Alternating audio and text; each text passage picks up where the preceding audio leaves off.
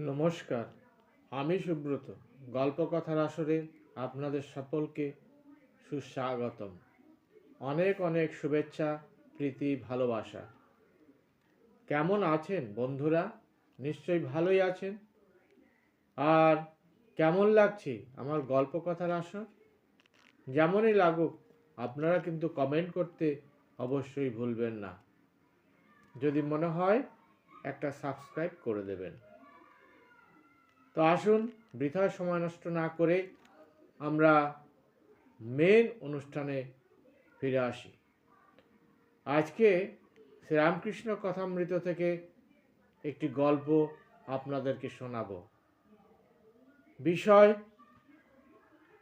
সংসারীর পক্ষে লোকশিক্ষা দেবার কোনো অধিকার নেই। তো আসুন শোনা যাক গল্পটি। ঠাকুর শ্রীরামকৃষ্ণদেব বলছেন ভক্তদের উদ্দেশ্যে, দেখো, একটা গল্প শোনো। একজন রাজা ছিল। একটি পণ্ডিতের কাছে রাজা রোজ ভাগবত শুনত। প্রত্যহ ভাগবত পড়ার পর পণ্ডিত রাজাকে বলতো, রাজা, বুঝেছ? রাজাও রোজ বলতো, তুমি আগে বোঝো।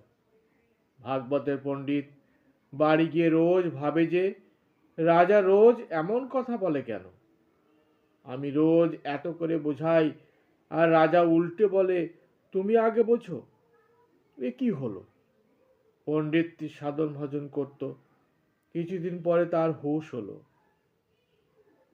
সে বুঝল ঈশ্বরই বস্তু, আর সব গৃহ পরিবার, ধন জন, মান সম্ভ্রম সব অবস্তু। সংসারে সব মিথ্যা বোধ হওয়াতে সেই সংসার ত্যাগ করলে। যাবার সময় কেবল একজনকে বলে গেল যে রাজাকে বলো যে এখন আমি বুঝেছি।